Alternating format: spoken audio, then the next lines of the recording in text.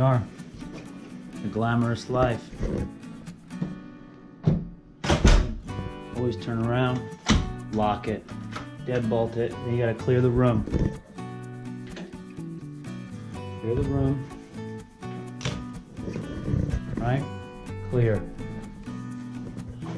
You guys, boom, clear the room. Clear. People think I'm crazy. I do this. Lights on here. Can we turn that light on? This place. Clear the room. Clear. Okay. That's my routine. When I come in, always clear the room. You just don't know who's gonna be in the room. Right? I've walked into a hotel room and there were people in my room. I've had people walk in on my room. I've come back after I've been checked in for a day and there were people in my room. Always clear the room. And if people are really fucked up, they get in your room and they do weird things. So trust nobody. Take 3 seconds, clear the room. Routine now, get everything unpacked, get this place ready to rock. I don't ever watch TV in a hotel room. Power that thing down. Been traveling on the road for almost 10 years. When I travel alone, I never turn the TV on. I just always do something else. I figure I can do something more productive with my time or get some well-earned sleep. So what I'm gonna do now is just kind of get everything out, organize, complete.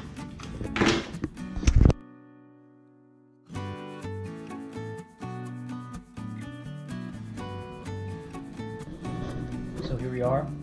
Did a little setup, walk you through that in a little bit. But now it's time to eat, hungry. Just simple stuff here. Ham, cheese, it makes the short flight. That's gonna be my meal. I'll probably eat most of that. Get a good amount of calories in there. I got my command center all set up. Room is getting ready to rock and roll. It's covered down. So again, now it's about 7:45, gonna eat my dinner, and then almost get ready to bed, and now get ready to rock and roll for tomorrow.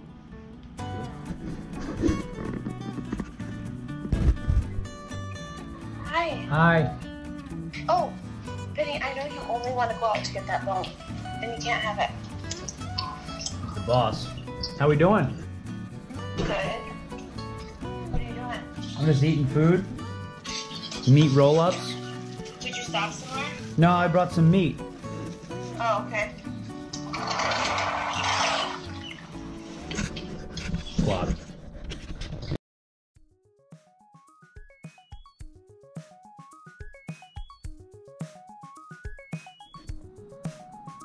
Alright, so about getting ready for bed, some travel hacks here. Really just what I do. I don't know if they're hacks, but it's just some stylistic stuff. But just had dinner, got some work done, chatted up a little bit, a few of my peeps, got some work done with some phone calls. But this is kind of what allows me to be sane, right? One, the Eagle Creek vacuum seal bags. This is my snack pack, right? Which is awesome. I'm not sponsored by these guys. I just really like their product. It's a vacuum seal bag, one-way vacuum seal. So you just close it like this, and you'll hear air come out. It just stays put. It's pretty awesome. So I always travel with some sort of bar. Been my bar of choice recently. Vitamin C, gum, some pre-workout, and that's about really it. Some ibuprofen just in case things get bad. I travel with this little Rogue satchel piece. This stays with me at all times. It has an extra battery, an extra charger. It also has like markers and pens and stuff. Eagle Creek packet systems, where I put my iPad and my notebook. This is a GoRuck little bag for my charger. So, and this bag always stays in my packed bag. So this is only chargers for the road only. Just a little Toomey bag for some of my camera stuff for the vlog. And I have my Eagle Creek large bag. I put all my clothes in here. Set my outfits out for the 2 days. My bag's ready to be loaded up for tomorrow. Always put a towel on your chair, because people are gross, okay? So wear socks and put a towel on your chair, always when you're in a hotel room, right? Charger's prepped up for the night. Now, my bathroom. This is another Eagle Creek system. I love it. It's just, it hangs and it folds up, and It has this little guy too, so when you go through security, all you have to do is take that out. You can even hook it up here and it just flips right out if you want to do that if you don't have TSA pre-check. Set up for tomorrow. I'll prep my coffee 2 in the morning. I like that. Just so I can press play in the morning. Prep the shower for the morning. We're ready to rock and roll. I'm a bit of a travel nerd, travel geek, but I really like to have a routine and rhythm, and then I can just sort of wrap it up tomorrow morning and get ready to rock. I'll wake up around 5 a.m., make some coffee, I'll get a good amount of work done, I'll prep, I'll study, and that will be the day. So that's kind of what we're looking at, and let me know if you have questions on the routine, but that's my routine, pretty average. Even if I'm international, it's about the same. I might eat more vitamin C, but we'll drink that before I go to bed. Wake up, probably have 1 tomorrow, and we'll get ready to rock. Squad. Saturday morning, just wrapped it up, did the whole thing, cleaned up the room. Take everything with you, never leave anything in the room. Another travel tip, take everything you need in your bag just in case, worst case scenario. If you leave anything, be okay that you'll never see it again. All right, gonna head downstairs, get some breakfast, and then start the day. Here's all I'll eat essentially for the whole day, gang. I'll eat like 1 bar, maybe some, if Donnie has any treats in his bag, I'll eat them. Treats. But this is really it. Eggs, protein, carb. Yeah, I'll do a little ketchup, don't lose your mind. Coffee. And if you get a cup, he's smarter than I am. You got a smaller cup because you can just go over there and refill it for free. He got that, and I was like, "Oh damn, that's a better travel hack." The hack. Buy the smallest cup and just keep refilling over there for free. But it's, what time is it? 7:30. Probably like 1 or 2 bars throughout the day, and then wherever Donnie wants to go for dinner, we'll feast. Somewhere expensive. Somewhere expensive. So we get small portions, and we're still hungry. Yeah, that's it. Morning, the breakfast choice today, same thing as yesterday. Asked for no bread, extra potatoes, eggs, sausage, coffee. Just chilling here. Little hack. Bring your mug from your room and you can fill it up in the coffee here. So save a couple bucks, it adds up over the course of the year. Some travel tips, hacks for the night back. If you guys travel a good amount, a few things. Park your car in the same spot all the time. That will allow you to know when you're exhausted. If you slept on the plane, you're a little out of it, you go back to the same spot every time. That's key number 1. Key number 2 is in your car, have like a bottle of water or something like that, always ready to rock after a flight. And then if you're forward thinking enough, like what I do, my bag is packed for Monday. I'm all set for my clothes and stuff like that because I got a pretty early morning. So it's just preparation. A lot of people make excuses about, oh, I was home late or blah, blah, blah. Well, you always had time to prepare before and prepare for the unknown where, you get delayed, whatever it might be. You can always prepare for it. And if not, you're over prepared. And if it happens, you're ready to rock. You're right where you need to be. So those are just some little hacks there. Again, when I get home, the first thing I'll do is I'll unpack everything that I have for the weekend. I'll be fully done. I'll eat some food and I'll go to bed. But I fully wrap up my trip as soon as I get home, as opposed to keeping my shit out for 4 or 5 days. Unpack your stuff right away. I recently saw a post that if you unpack your stuff from a trip that's as soon as you get home from it, you're a serial killer. I don't think I'm a serial killer. I just think that I'm prepared.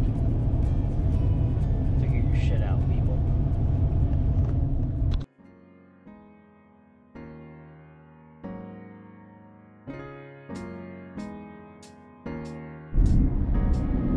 All right, squad. The new setup in the vehicle. Got the camera here, which is pretty awesome. Keeps my eyes on the road, and I don't have to hold on to it. Hopefully I don't get in an accident. At least have footage for it. The reason why I put the camera in here is because commute a lot. About at the very least 30 minutes.